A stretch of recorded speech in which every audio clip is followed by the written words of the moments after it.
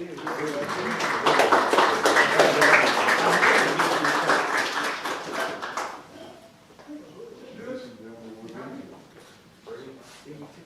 I want to apologize for my voice. I was over East South, Texas A&M Commerce Day, with a couple of groups. Wonderful time. The history department, Dr. Kowalski showed me around. I talked too much, and so I'll talk as loud as I can. I'm excited about being here. Just to have the World War II Roundtable consider me to be over here is something special to me. And then to look around, and then the Audie Murphy, a museum, a building named after Audie Murphy. My dad was in the 36th Infantry Division. Audie Murphy was in the 3rd. And they basically fought side by side, or either replaced each other all through the war. And so my dad thought of Audie Murphy as a hero, and anytime something was written about Audie Murphy, my dad could relate to it. So I guess my brother back here, Jerry Pearce, also here, when we were in the, I believe the 3rd, I was in the 3rd grade, Jerry was in the 2nd. And I'll let you follow along with these deals I put in your programs.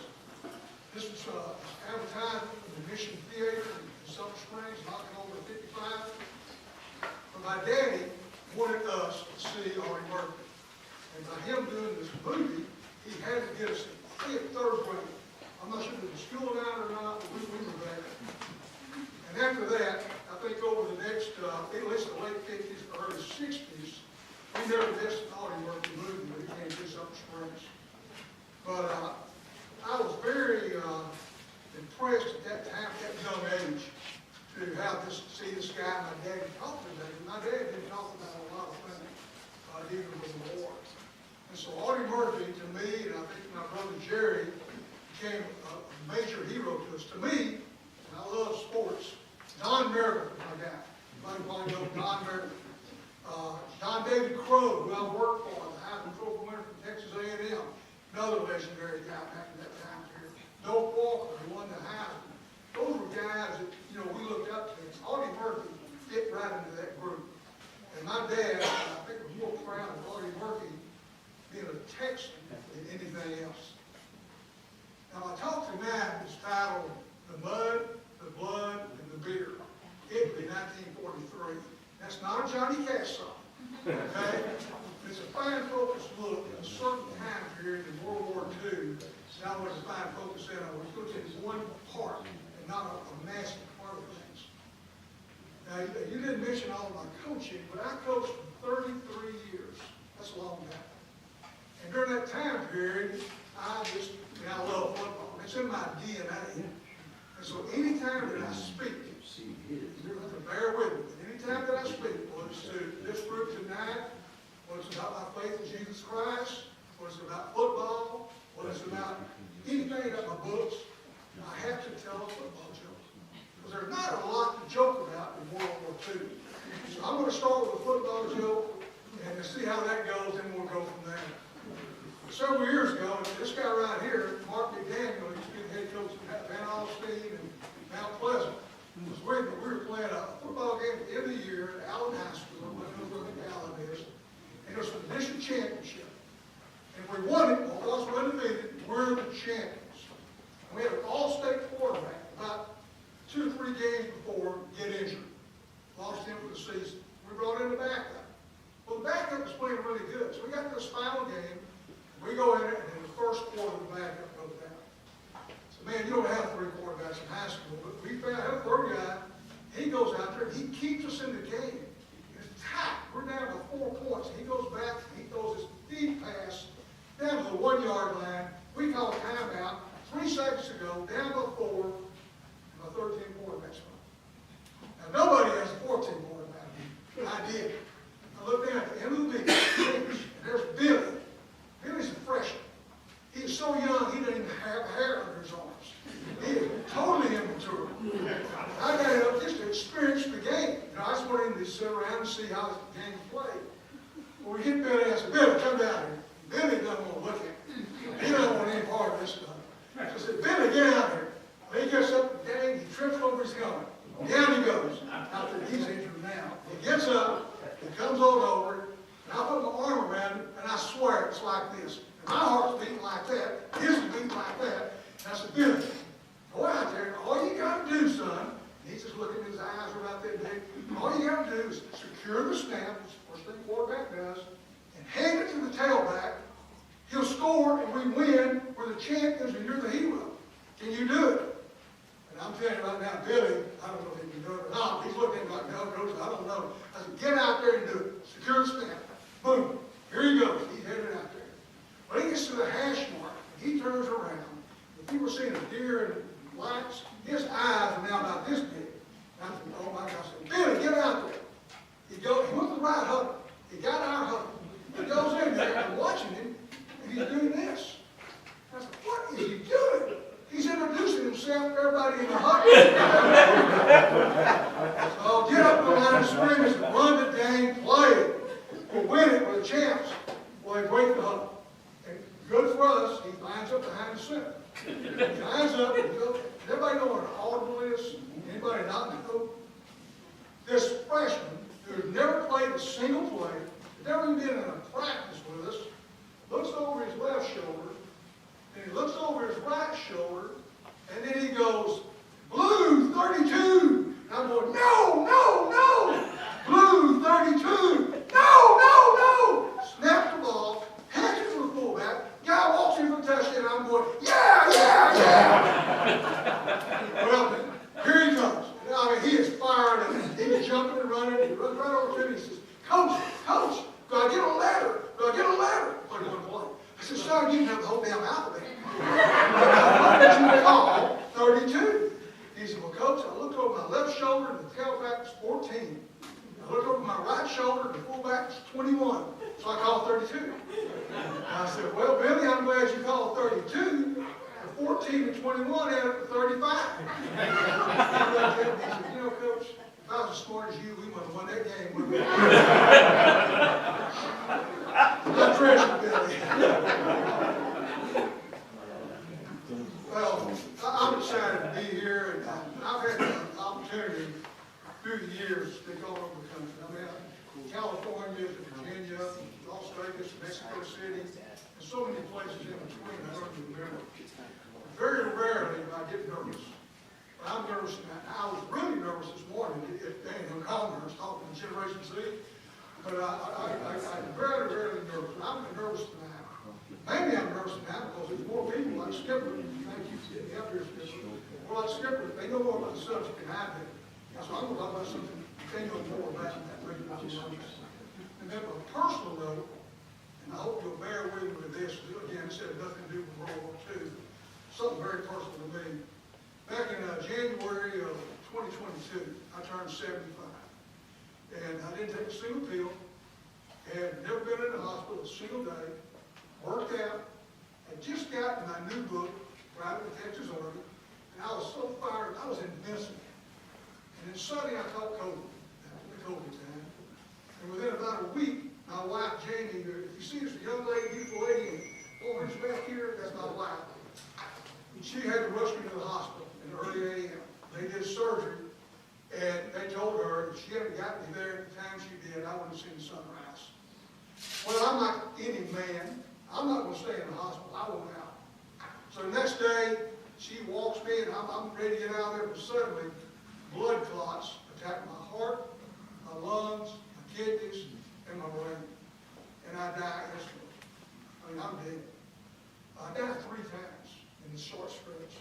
And I want to tell you, anybody here 70 years old, any 70-year-old people, be proud of it, okay? 65, 70. If you ever go to the hospital, this is the best advice I'm going to give you the whole night. If you ever go to the hospital, have an advocate that loves you. Because if you don't, you're just a number up there. And so Jamie, she wanted to let me die in some little small room in Sugar Land, Texas, in that hospital. And she fought for me. And the reason I'm standing here now is because my wife fought for me, and there was a loving God that spared me. Well, I was taken from there. I was in a coma, actually 2 years ago today. I was in a coma for a week or so. I was in ICU for weeks. And I was in the hospital for 116 days and had 5 surgeries, major surgeries in 10 months. And it was very eye-opening. The doctors told my wife and me that I was a miracle. That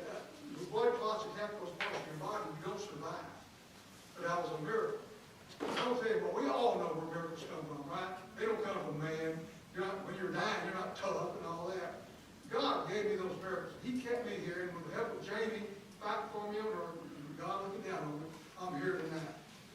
Well, I've been asked 1,000 times, what did you see? And that'd be a normal question, you know, when you die, everybody sees bright lights. I didn't see any bright lights. Well, did you see, have an out-of-body experience? You know, you're looking downwards? No, didn't have that either. Well, did you see St. Peter? No, I didn't see St. Peter. Well, what if that elevator goes up and one goes down? I didn't see that. But I tell you what, I saw enough that my belief in Jesus Christ was solidified. I'm going to tell you right now that most of you don't know, that if you hear me, when I say something, I mean it. I saw a lot of things. And I'm telling you, there's a heaven and there's a hell. I saw them. And my next book will probably be on that. So when you do go to the hospital, make sure you 70-year-old people, 60-year-old people, Generation Z, Z. I told them, I said, you need to think about this in 2060 and 2070, because they'll be at that point. The whole youth generation. I loved coaching football. I really did. And when I retired from UCLA, I found out I loved writing. And over the past 20 years, I've written more things than I really actually coached football games. Different things, books, stories, whatever. And I found out I love the game. I love writing. And I've had 2 books published in that time period. A Private in the Texas Army, which is one about the knife.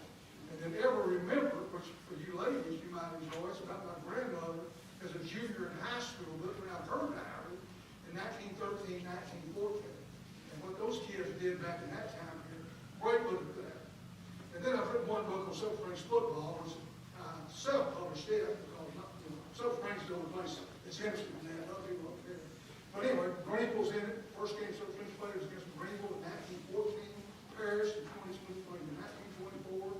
So those 3 I've done. But tonight my talk is about blood, and beer, 1943. And it's centered around my dad's diary. Now, generals kept diaries. But they kept diaries basically, and I'm sure the guys will last time disagree with you, to see why they themselves after the war. Privates wrote diaries to talk about what they went through each day, the hell that they faced. Generals wrote diaries about mass groups of people, battalions, divisions, armies, and casualties really in a very casual way, just numbers. Privates wrote diaries about individuals, and that guy in Company B, 3rd Platoon, 2nd Squad, stepped on the landmine and was killed, and how they felt about it at that time. And so, my dad's diary did survive the war. Generals kept their diaries behind the lines in a warm house or in a snow tent, usually guarded by some non-com flagging off the front. And privates had their diaries in a backpack in a wet box hole, or sleeping on a frozen ground or in some leaky tent. And like I said, my dad's diary did survive the war. Now, in the handout that I've given you, there's this page right here. Page here. And what I'm going to talk about tonight is this 4-month time period. And on the left-hand side over here, I have all the 111, I'll talk about that in a second, 50 years that were either killed or wounded during this 4-month time period. And the guys in red, of course, were all killed in action. So this group here, and the one thing my dad emphasized, he didn't talk about the war a lot, but one thing he emphasized on it to me was the infantry. Now, the infantry paid the price. The infantry were the ones that went in and did the engineering. They came in basically after or before hit mines and build roads and that. The infantry did the fighting. And what I have over here on the left, the reason I have it over here, I want you to see those names. I can go into the engineer World War II documents, and all of them were listed. The names, what happened to them. Now, they have been compiled, I've done in my book. That's the first time that's been done. You couldn't do this with the infantry. So if you had someone that's kin to you in the infantry, you can't do this. You can't find this kind of stuff. Too many of them were killed. Too many of them were wounded for the after-action course that include them in it. My dad made the comment, it's in his diary too, that the infantry was the real heroes. So now I was spending most of my time tonight talking about the 111th Engineer Combat Battalion. Because you can't do what I'm talking about tonight with the infantry. I want you to remember as I talk about this, that the infantry was the man that fought the war and did the war. In 1940, October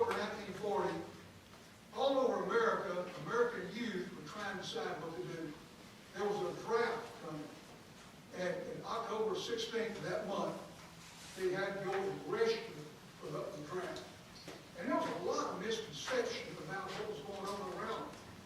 How long would you have to serve? What would you have to do?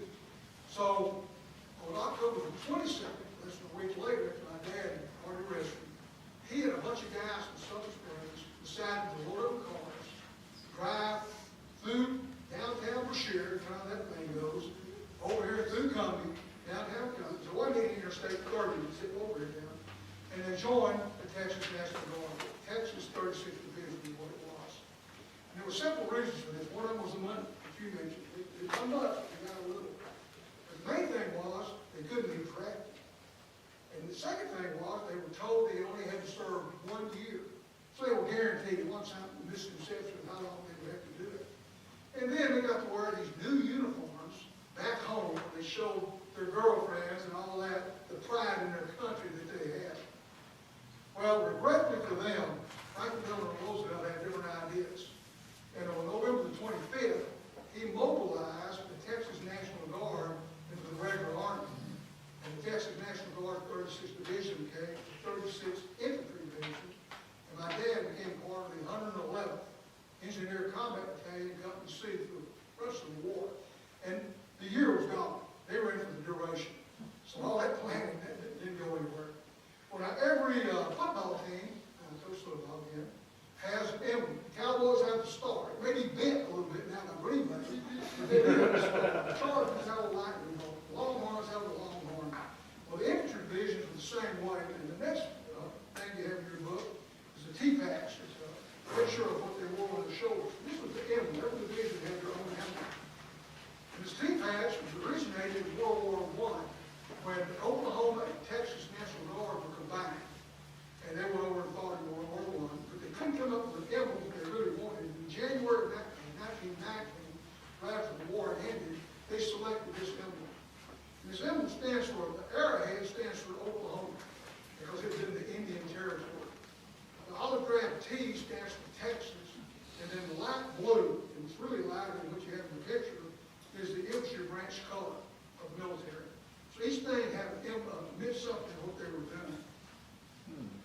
Okay, now they're mobilized. So what do you do? Well, in September of 1940, knowing this was going to happen, they started building a military base, Camp Bowie, down by Brownwood, about 2 or 3 miles outside Brownwood. And originally it was like 60,000 acres. They had 2,000 for the infantry, they had 8,000 for infantry training, they had 23,000 for an artillery range, and about 28,000 for maneuvers for them to go through stuff. So in late December 1940, early January 1941, all these guys from Hunt County and all over Texas loaded up. These poor Northeast Texas boys who thought they were going to spend just 1 year saw that dash, and they moved down to Camp Bowie. Not like with anything you do when you first start doing it, I call it breathing going. You're excited. And they were excited about getting this thing going. And learning, and then we're learning more than that. Still almost a year away. Learning about what is going on and how to do it. So they're down and they train in Camp Bowie from January all the way around to September. Train. Then in September of 1941, they went halfway across Texas, over to Louisiana, to join the Louisiana Maneuvers. And the Louisiana Maneuvers was the largest peacetime military war game ever. 19 divisions took place in it, took part in it. Well, then they returned next month back to Camp Bowie. Well, what happened? December, the war breaks out. Japanese attack Pearl Harbor. Now these guys are ready to play. They're ready to go. But now, more training. They're moved from Camp Bowie halfway across the United States to Camp Blanding. And they're in Florida. And they're there, and now they're more frustrated than ever. They thought they were going overseas. But in the Army's defense, there just wasn't enough transportation to get everybody across the ocean. So the training continued. Now they're over a year into their training, and they haven't even got into any action at all. Of course, that's what they want to do, is they want to defend our country. Well, from Camp Blanding, they moved to the Carolina Maneuvers, which was a lot smaller. And then from there, that was in July of 42. From there, they moved to their last spot, up in Camp Edwards on Cape Cod. That's they settled in.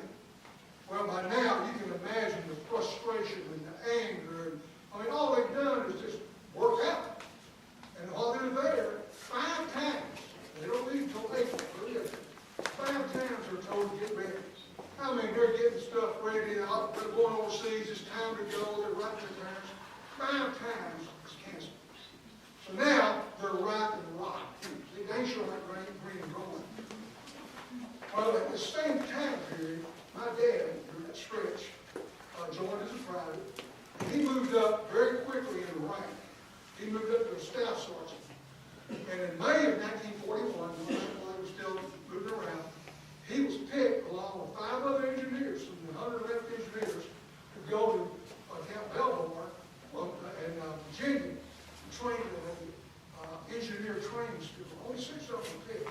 He was being prepared to be an officer. And they were there for 12 weeks. They learned everything from A to Z you could about preparing for war. Most of them about engineering mechanical machines and motor vehicles and that kind of stuff. And for his chagrin, the first obstacle course, the one he did, started 1 month before in Fort Belvoir. So he didn't enjoy that too much. But he got that in. So now he's ready to be an officer. He's not going to be a private in the Texas Army. He's going to be an officer. Well, now they're in Camp Edwards. Again, frustrated. You can imagine. I related to the football player. You guys have played in the 50s, 60s, 70s, maybe in the 80s. You go in, you start 2-a-days or 3-a-days. Like when football was real. You know, now you go to practice or something. You go in and you are excited. And then you work out. And you work out. You have those old suspension helmets. And you get the head knocked out of you. They take, we call it salt tablets, or no, not salt tablets, sauce. It's whatever you know, it's salt, smelling deal. Then wake you up. Now you've been in a concussion protocol for 2 weeks. You were out in 2 minutes. You went back into the game. They had salt tablets, no water. And you're going through this, and you're going through this, and then finally, the ball game. Friday, we're playing, ball game. You get up there, and Friday morning they tell you, game's canceled. Now go back to practice. More salt tablets, more of that smelling sauce, all that kind of mess. So you can imagine the mood. But now we'll jump back to Camp Edwards. A convoy left Camp Edwards to go to Boston. And they were going to go down and carry some equipment down there for future transportation overseas. And Dad was in charge of one of the trucks.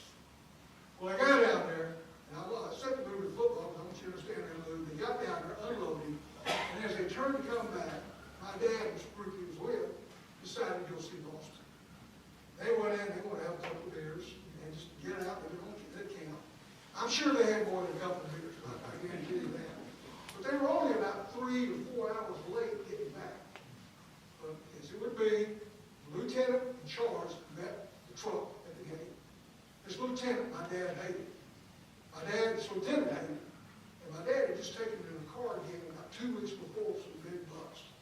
So this guy is just ripping into my dad, because he's a ranking soldier. The rest of them kind of disappeared. And believe it or not, I didn't know the whole story. 60 years later, as I was putting the book together, I called one of these guys.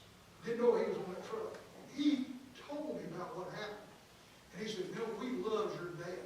He never said a word about us. None of us got any discipline at all. My dad did. This guy just blasted me.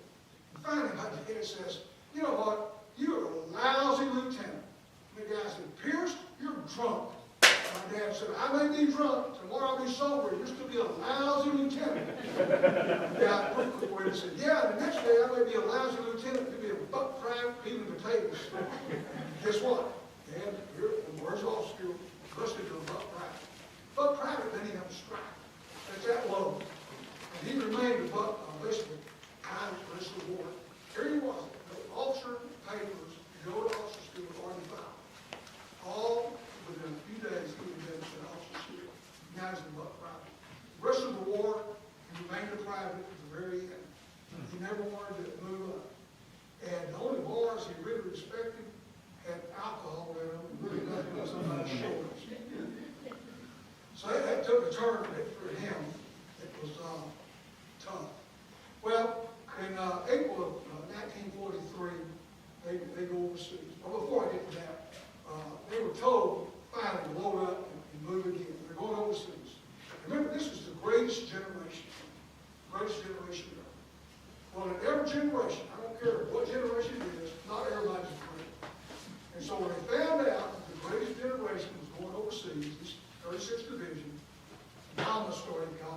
trying to get their sons out of it. Well, politicians got involved all the time. Anything they could do to get these kids from getting more on the city. Not all of them, some of them.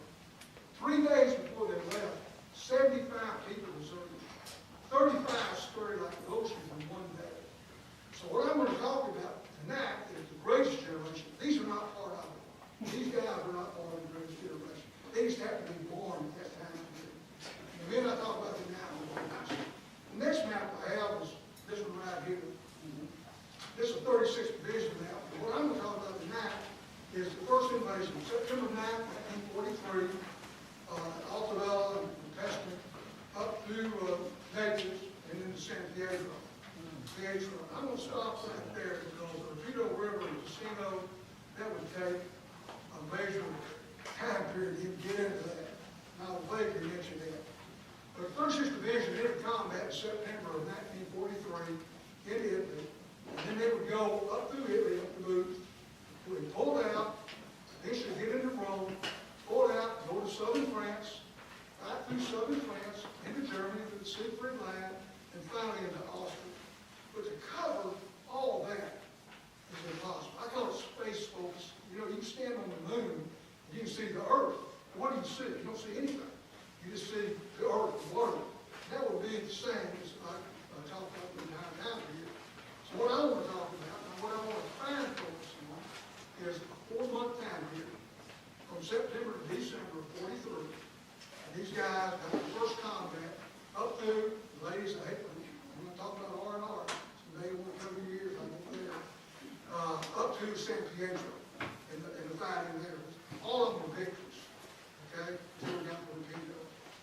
So that's what the mud and blood and beer is about. The next page you have is has Clyde Couch on it and Truman Rice, that page right there. Under the code name Avalanche, the 5th Army was a combination of British and American troops, 36th part of it. They landed in the Salerno area. Now, the 36th Division landed where those colored maps are. I put a pen by the way, never told. I thought, you know, I never bring a pen with me. It's like, you want to write something down, and you can do it. But the colored areas, I'll show there where the 36th Division landed.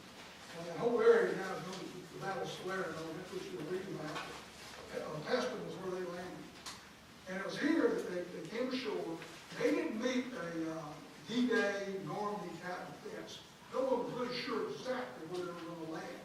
But they got enough of a defense that they immediately started taking casualties.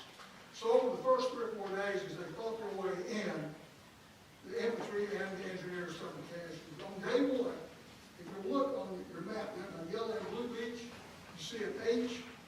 That H stands for Jess Hudler of Golly Bridge, West Virginia. And he was a married man, grade school education, minor, working in the quarry before he came over. He was drafted in 1941, one of the first ones drafted. Jess was a little guy, about 120 pounds. But he landed at Yellow Beach with 5 other engineers. Their job was to go inland and look for mines and cut through the wire so the infantry could move in. Somewhere in there, Jess got shot. Later in the day, when they found him, he found him nestled between 2 dead German soldiers, and the blood on his bayonet showed what happened. He had been overrun. He had taken 2 of them with him. He's 120 pounds. He still took 2 of the enemy with him. Or what he did, Jess received the Silver Star, which is the 3rd highest award that you can get. If you look over the top of it there's a little R by Red Beach. That's the man whose picture's at the top, Truman Rice. But Jess was the first 111th engineer to be killed in the war. Truman Rice was the second. Truman Rice was from Grand Rapids, Michigan. He had been drafted too. He had a high school education. He was married. And so he really didn't want to come overseas. But anyway, he was part of this group that landed in the Red Beach area. And they moved in. His platoon penetrated a little deeper than the others. And all of a sudden, they were surrounded on both sides by German tanks. And they were in a drainage ditch in between, about a half a football field apart from the other guys. And so they decided, since they didn't have the weapons to fight their way out, they'd sit there and be quiet. And hopefully,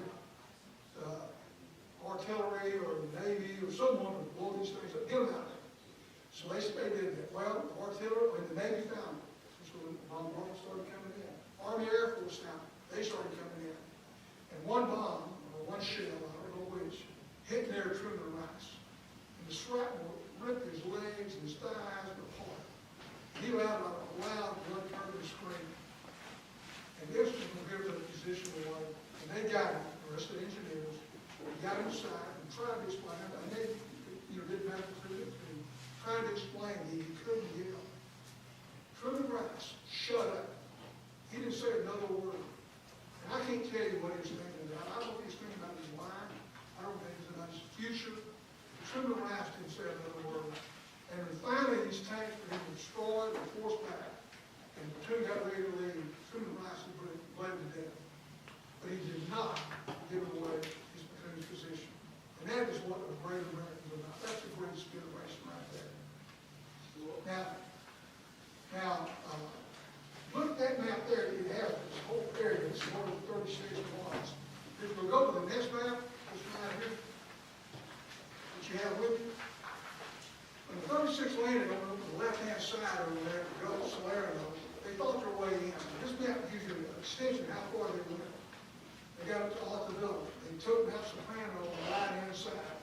And they thought their way in. Well, by now, the Germans know that they're there. The Germans are bringing in reinforcements.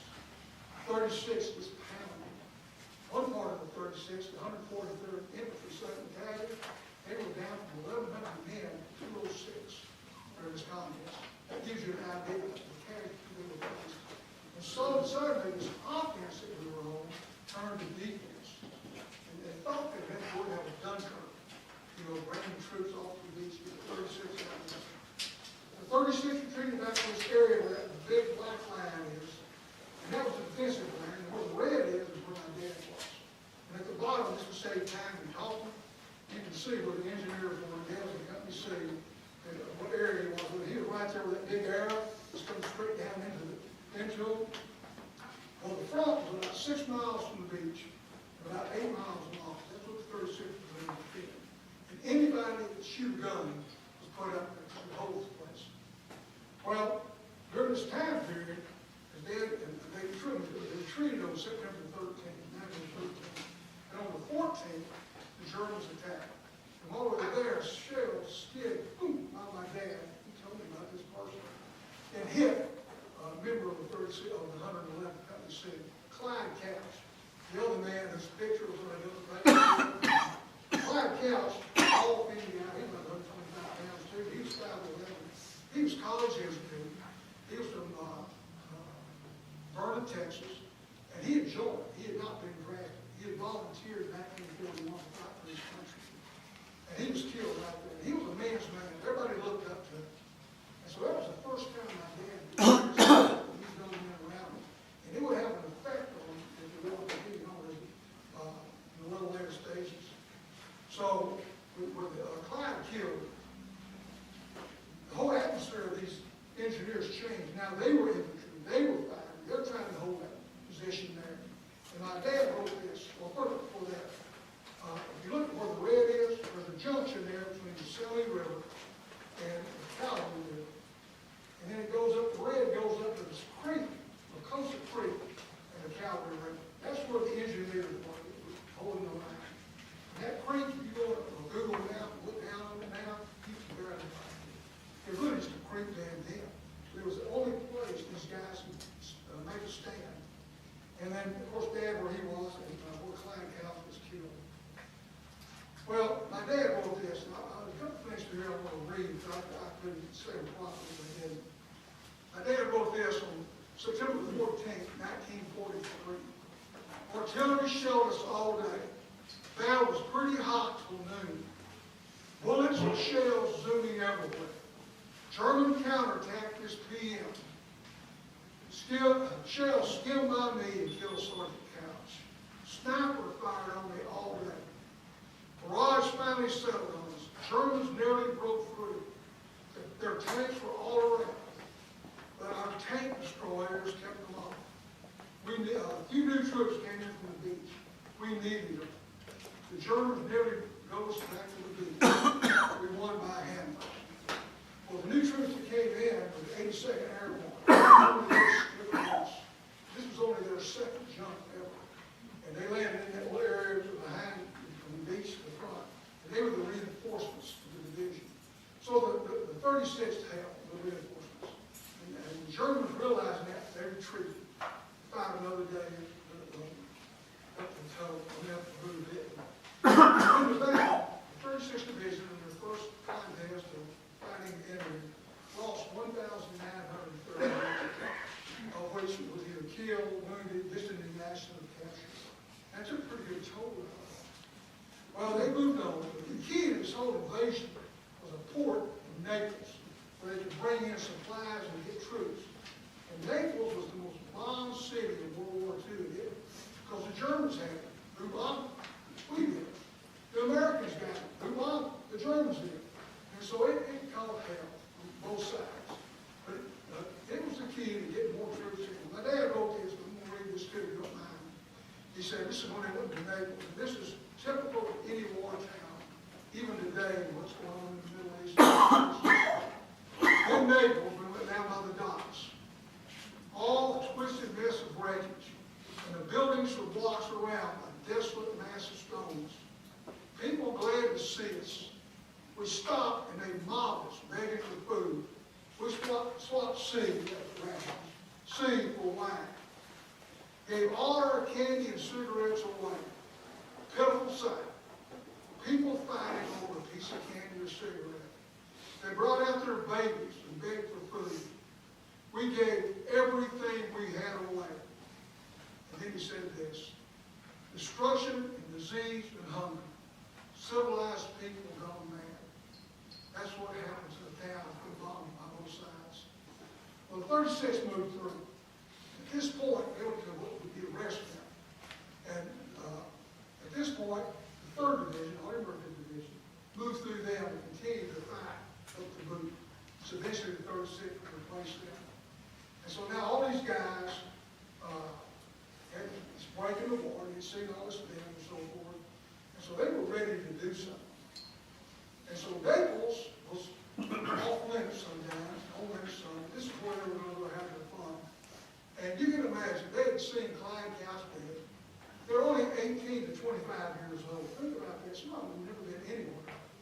And they don't know if they're going to be the next Klein Couch. So they're going to live life while they can. And a lot of people never heard this. None of the soldiers would write back home about it. But they partied like crazy. I have a handout next. It's up front. And I put this in to give you an idea.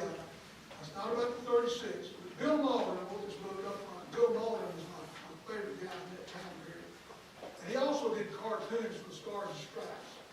I just put a few here. I'm not going to go into detail in it. I'll give you an idea of what it was being a war. The top left, his two cartoon characters were Willie, he has a hook nose, and Joe.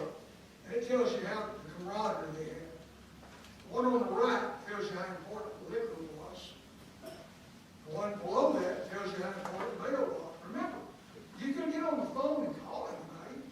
When these guys left their hometowns and left their loved ones, they didn't hear their voices again until they came back, if they came back. So mail was critical. And then the fourth one I put in there, and I put it in there for a reason, is Mullen, who was 22 years old, would win 2 Pulitzer Prizes. When he was doing this, he always wrote about the common soldier, 22 years old. And so it made the officers upset. And they were always trying to find something to get him with. Well, in this cartoon, I'm going to let you start short. In this cartoon, he wrote it, he was accused of being drunk when he wrote this cartoon. If you look at it, there's 3 soldiers. I just want to tell you, there's 7 hands in it. Because he added the extra hand, they assumed he was drunk and gave him an opportunity to attack him. And it didn't phase Mullen at all. He said this, and I have a link at the bottom of your page 2. Until they send me home, or send my wife over here, or until they ship over portable soda fountains, I'm going to have to go drinking now and then. And that was the way of a typical American soldier. Some overdid it, some didn't. Now, at this point, too, I want to mention this book. I think there's 2 major books that I love when I read at the time. One is up front. It's Mullen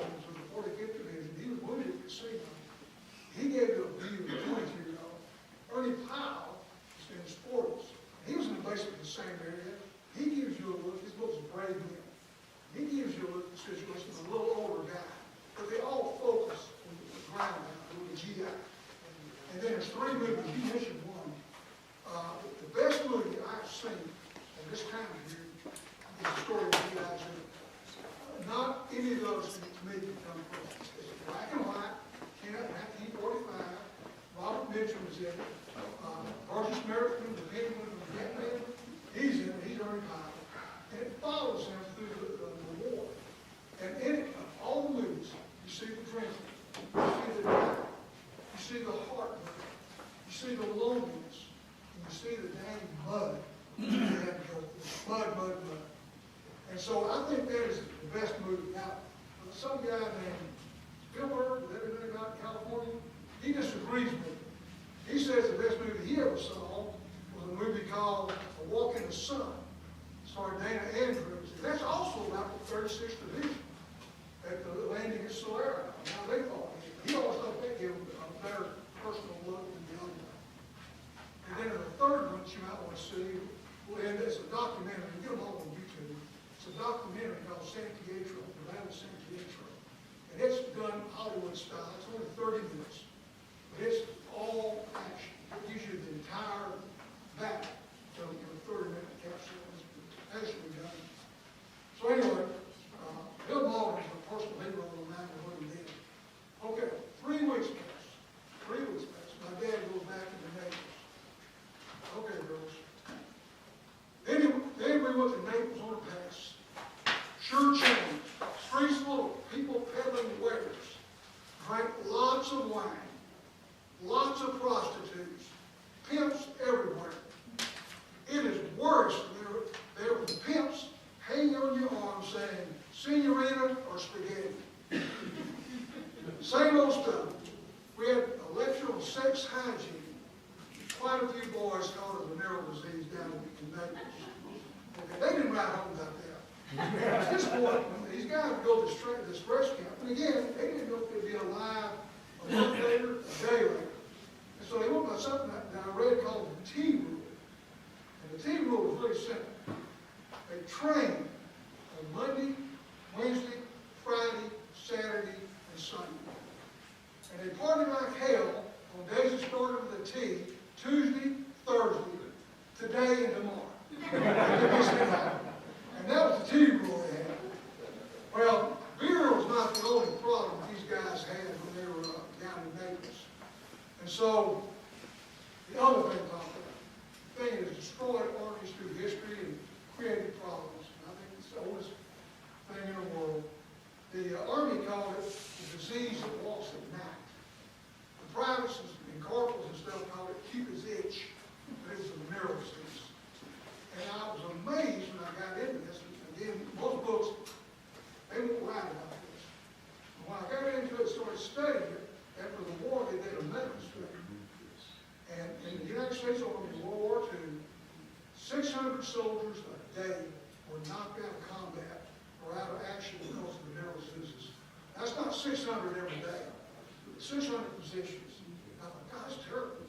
World War I. I didn't believe this. It's true. World War I. 18,000 a day were knocked out of action because of venereal diseases. So that was more than the Germans, and the artillery, and the Air Force, and the bombing, and so forth. But once again, the word got back to the United States.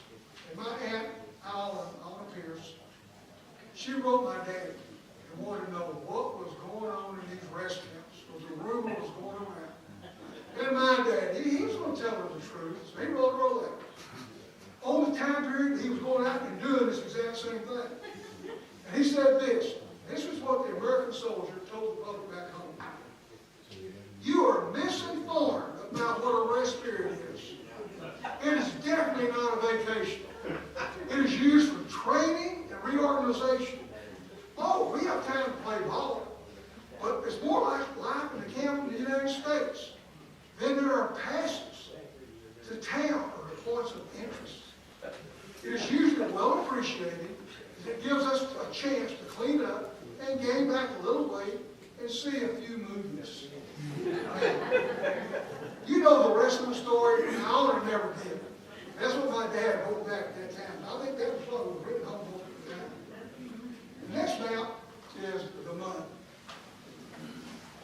And after they moved out of the Naples area, they replaced the 3rd Division, Army Merchant Division, who'd been fighting that previous month up the boot.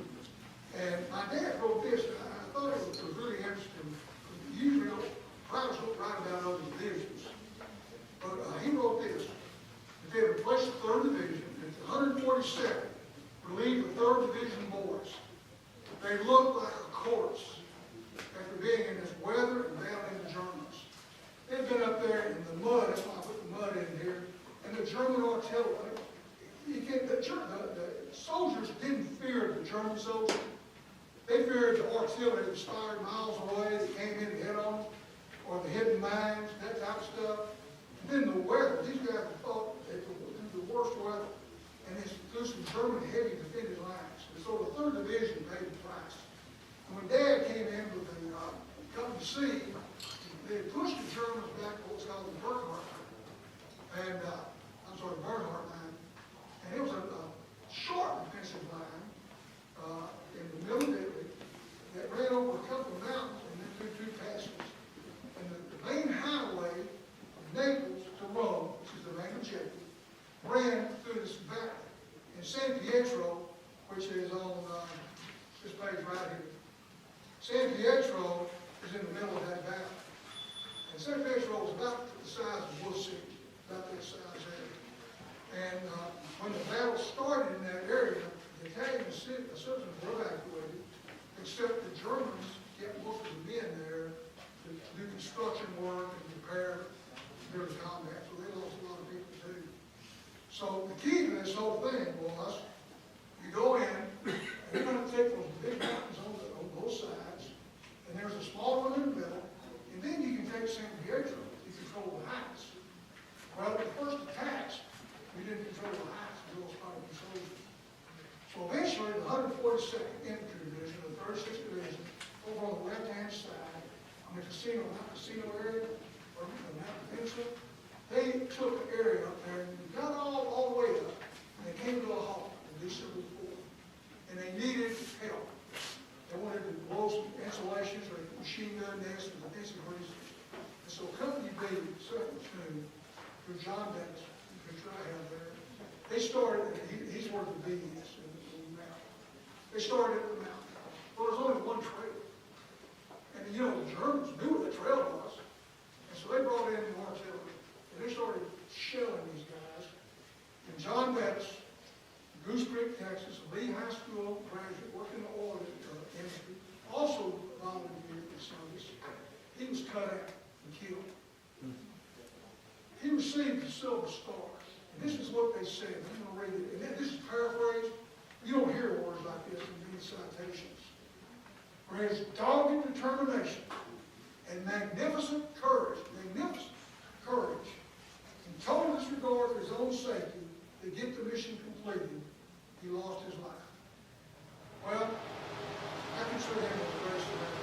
All the people I studied this man right here, all the respected soldier. 1 week later, December 11th, he was also a squad leader of the 2nd Squad, 2nd Platoon. 1 week later, the 2nd Squad, 2nd Platoon learned that his body was still on the mountain. They couldn't get to him. Right where the first people get off. The entire 2nd Squad, 2nd Platoon, went out there. Got his body, walked out and told this story. Honored their friends. What do you think of the honor? That's the great situation. Not really just the grand thing. John Dennis, 160 people in my head. That's a lot of the pictures sent to you. Now, also the map you have there, you see it, I sent the picture of G, B, up there. That's 2 more soldiers killed this time. They were both engineers. And I have a turn over 20 pages. Again, to save time, this is from my dad's life. This is when they took San Diego. Everybody up the mountain. We had an infantry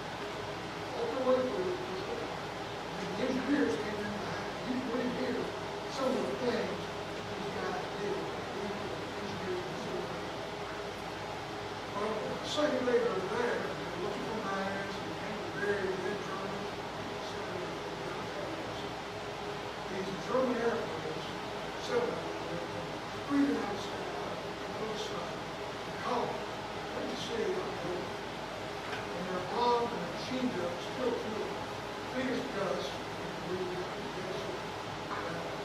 and James Evans. Biggest gust was Yankee, Pennsylvania.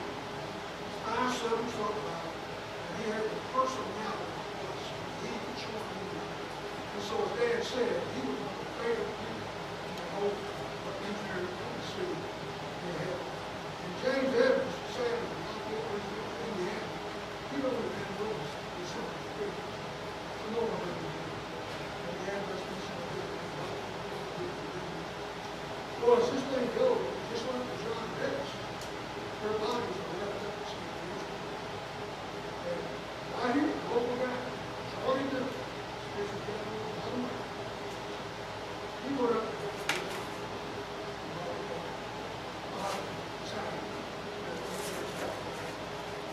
sad to say, we didn't get to county of Indiana, no one knew. So his body was raised until very rest of this day.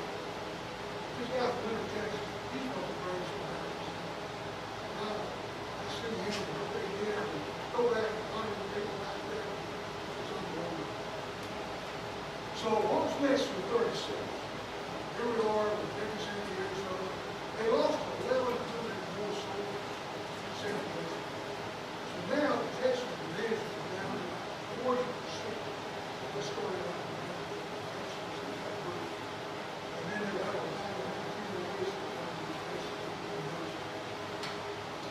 After the battle of St. Hill, we moved forward and read the officers were up to the hill. I'm not going to that. I'm not going to talk about this man. There was a certain general who prayed this. Wow. You only have a picture taken on one side. They had great plans. He saw these soldiers, his chest, they want to move. They want to know. And it's about the same as the field there's and for a person, and I'll talk to you about that, you can remember a single person that went to the well, the division basically wiped out. And they came back to get it refitted, they absorbed more troops. And then they moved out and went around and landed at Ansville, where Artie Murphy was. Landed there to help with the breakout. So when the breakout came, this general, that I won't name, in charge of it, he chose Operation Buffalo. That's what all the major generals wanted to do, Operation Buffalo, which was to cut across it. This is behind the German lines where the field river is. Cut off the German armies and trap them and end the war. And it destroyed the German army.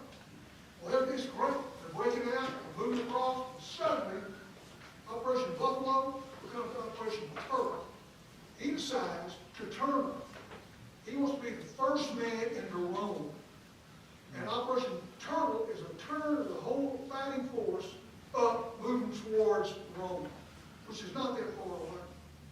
But at this point, they got stymied. They couldn't move forward. The general I will name, Fred L. Walker, he was commanding officer for the 36th Division. Everybody loved him.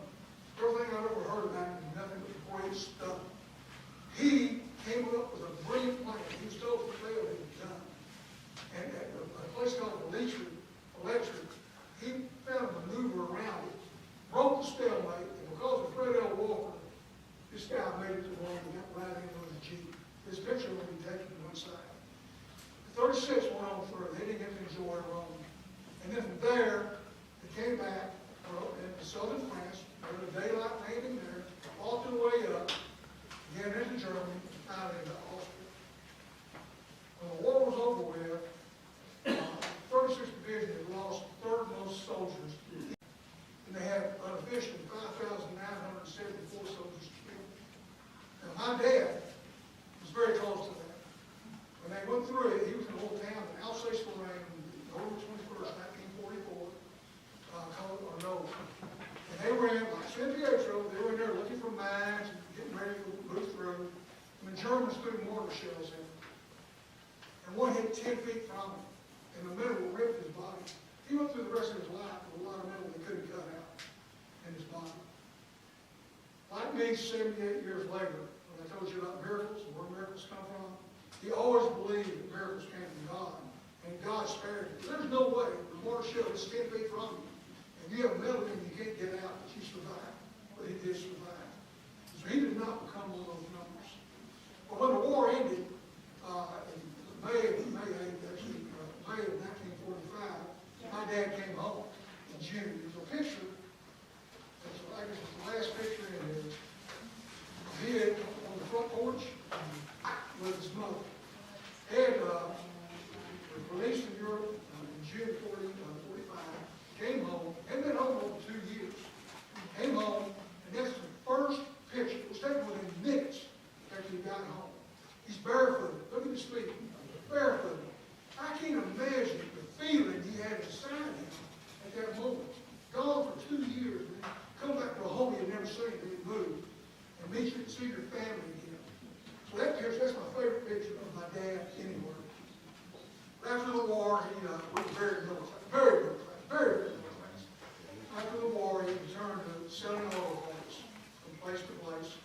Married, we hear too, the love of his life. He married the love of his life, Mary Jean Thornton. Lived in Silver Springs, we helped the GI Bill. Bought a home at 113 Kyle Street, it's still there. And they lived there until he died in 1983. I'm going to close with this. When my dad passed away in 93, besides just dying, he had never kept another diary. That was enough. He never looked back. He always said that bell couldn't stop it, nothing could. He never kept a letter. He only kept the important papers, that you had I guess you had to law-wise. But one thing, when we were going through his belongings, he left, I swear this is the truth, he left 3.5 envelopes, written on both sides, just Christian belief of what he believed in. And he wanted that to be what we found. That is the greatest generation. I want to thank you for having me here tonight, and I'll try to answer any question you come up with.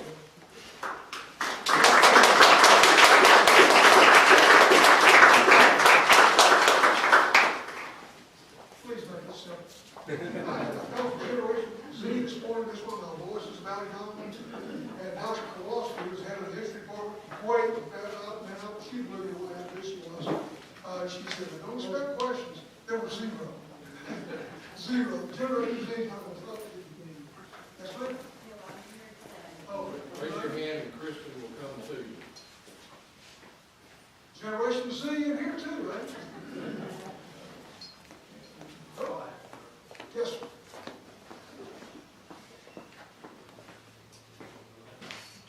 You know? I pushed the button.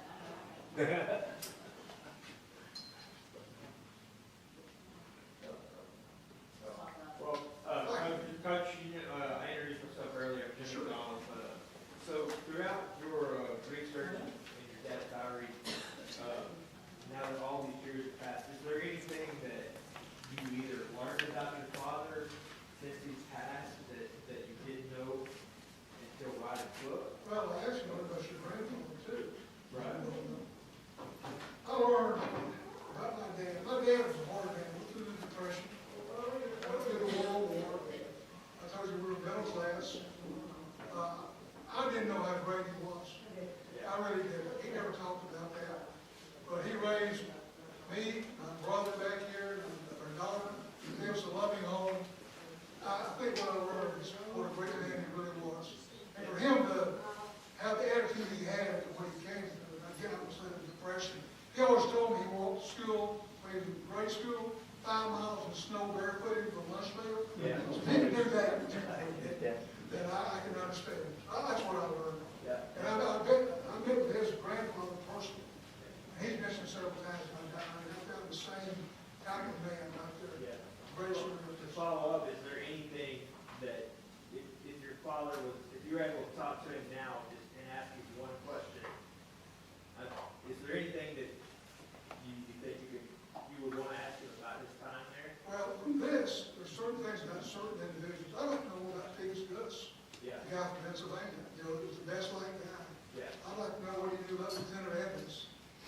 in the short time. Those are the type of questions. I was coaching. I was young, semi-young. I didn't have time to ask my dad anything about all that. And finally, right before he died in 1983, actually, within one day of the Salerno invasion, 40 years after, I had started recording, I had 130 tape. I started sending him pictures to identify people in, so that I would have this stuff. My dad passed away. And so I lost so much that he could have told me. And I think I would have been a better son. I don't think I was a great son. I had my family. I don't know if anybody else is like this. My family, my kids, and I was there if my dad needed me. Not in the way I would be there. And the last thing, didn't you, and I may be wrong with this, didn't you have your home broken into at one time and they taken a bunch of stuff? If you happen to get my book, I dedicate the book to Roberts also. Yeah. And I was coaching in Sherman, also, I real quick, I was coaching in Sherman, and this is 1984. I took a job at Fort Bend Wilderness down in Houston. Of course, it's in the paper when the coach leaves. And so I was gone, my wife was a secretary at one of the elementary, my kids were in school. And while we were gone, I left to go down the wilderness. While we were gone, that first Friday, 2 thieves broke in our house and started stealing everything we had in there. Well, a realtor came in the front door. When that realtor walked in, they ran out the back door. On the way out, everything I had, the diary, the pictures, everything was in one satchel. And as they were going out, they noticed an old movie camera. Didn't even work. And they took that satchel, and the most important thing I had in that house, they emptied it in the middle of the floor. The diary and the pictures. And they took the dang camera. If they taken the diary, it'd been in the trash within 30 minutes. So yeah, I dedicated one to my wife, and particularly I dedicated to her, but I did dedicate it to those 2 guys for dropping that stuff. Thank you, Coach. It's a great presentation. The World War II Veterans Committee based in Washington, D.C., perhaps you're familiar with them. They would love to have oral, written, or any transmission of your personal story for their archives. Jim Roberts is the chairman. I can get in touch with him. World War II Veterans Committee.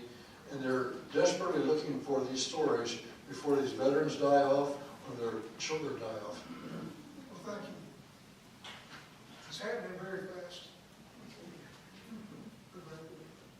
How often did you tear up reading the diary?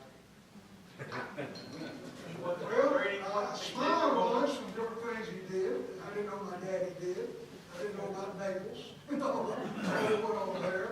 And there's more to diary than all that. I think when he got wounded and what his reaction was from it and how blessed he felt he was to survive and when all these other guys did not, I think that was one of it. At the end of the war, only 58 engineers of the 111 killed in action or killed. Some were killed by friendly fire, some were in accidents or whatever. Nothing like the Gen Infantry. Nothing like the infantry. But the first time I read it, I knew it had been a good book. I want to tell you, I sent this thing out, and I want to praise the man that's here real quick, if you don't mind. I know we've been here for quite a while. I sent it out. When I first wrote it, it was a Pulitzer Prize winner. No one has ever written a better book on World War II, not even Bill Walton, than me. And so I said, what am I going to do? I'm going to send it and try to get another opinion. Well, I've gone to the San Francisco football 49ers training camp, and I coach quarterbacks at UCLA. And so I wanted to know what they looked at, what they tried to find. So they said, this is what we do. We get to the draft and decide who we want to draft. We send them a playbook. They get this playbook, and in it, at the back, we put a $100 bill. This is like the 90s. And a $100 bill. And when they come in, we invite them in, they turn the playbook in, and if that $100 bill is still in there, we know they're lying to us about reading the book. And so therefore, $100. I sent mine off for 8, I call them professionals, 8. I put the phone, I didn't have $100, okay? I put the phone number in the back. And Dr. McFarland, where's Dr. McFarland? Would you stand up, sir? I sent it to 8 professionals. Dr. McFarland was president of Texas A&M Commerce at the time. I didn't know Dr. McFarland, but I sent him anyway. He is the only man that called called me back. One person out of the 8. He's president of the university. He wrote me a 3-page, single-space typed letter and sent me another book by somebody else I can use an example. And you motivated me, sir. You did. And again, you didn't know me. I don't even know you except when we talked about hiring one coach. And you're an inspiration to me. Thank you.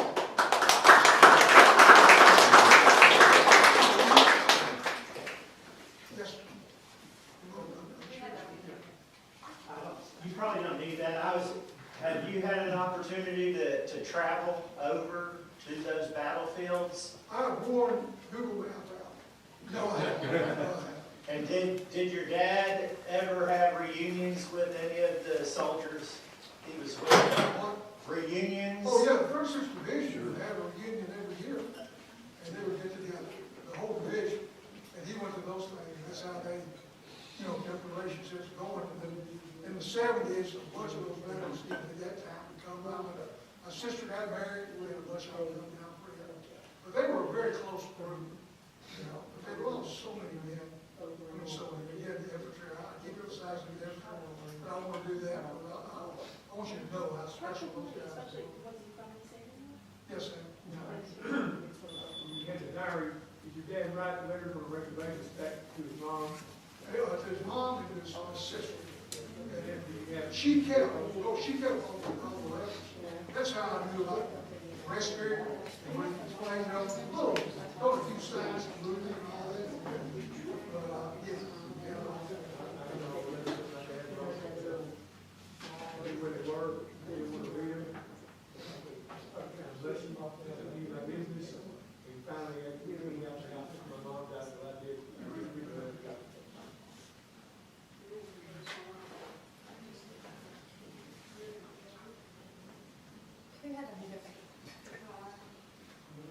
Did you get the information mostly for the book from your dad? I'm 77, I'm barely here.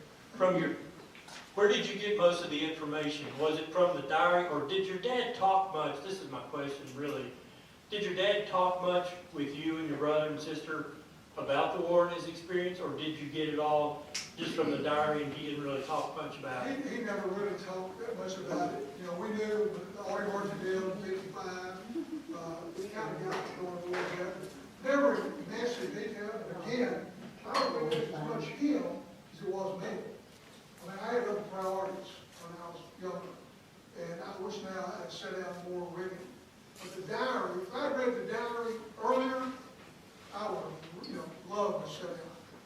But as far as discussion, not a whole lot. Jerry may answer more than that. I don't think so. And again, I was with him. And nobody remembers the football games I coached. I don't remember those. I remember this.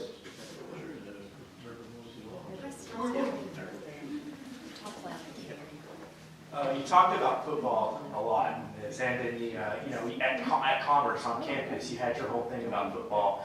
I was just curious, what was the impact you think on your dad's story and knowing his history on how you coached and that whole kind of story?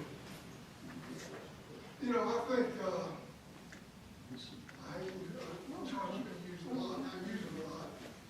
The never quit is one thing I think my dad taught me.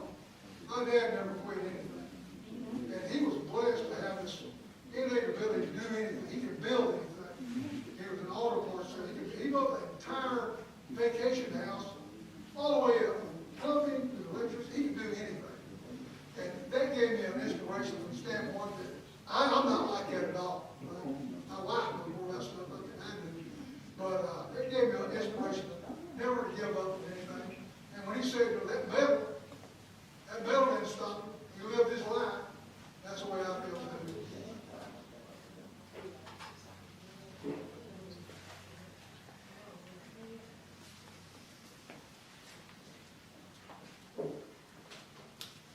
Thank you for your speech tonight. It was really interesting. My question is, after Anzio and after Salerno and Italy, where did your dad's unit go? And how did they finish out the war? Okay.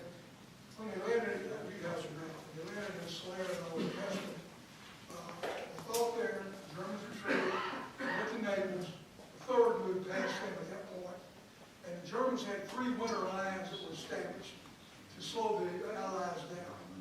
And so, third went up there and fought their way up, and the 36 replaced. And then the 36 went to San Pietro, took the Bernhardt line, got to the Gustav line, and that's where the Rapido River happens. Pulled them back, most of the division had wiped out, and restocked, as I said, real sword. And then they pulled them out, and Anzio had already happened. But they were trapped, like the Allies were trapped in Anzio. The Germans know it, the greatest American war prisoner of war camp in the world. Although it wasn't a prisoner of war camp, it was locked in. And the 36 came in and helped the breakdown.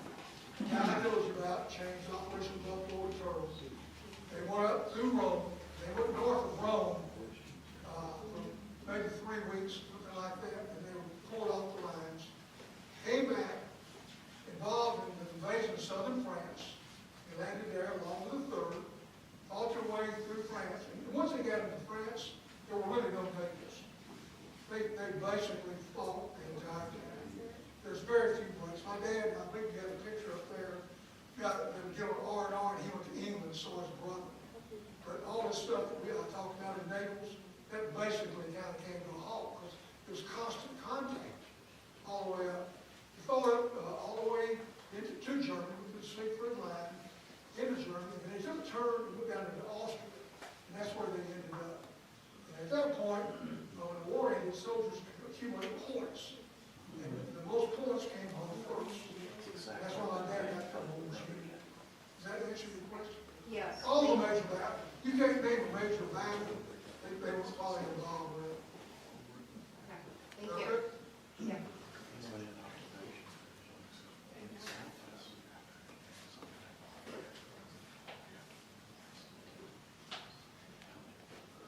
Again, I would recommend G.I. Joe because it shows them walking through town after town that was totally destroyed. And the question I wanted to ask is, one of the neatest things I thought in there was the fact that they dug the holes, and your dad talked about that, and they dug holes to stay in at night. Oh, and that's in the movie. It's in the movie, I thought, well, I'm seeing the same thing here, that's great. Any other questions?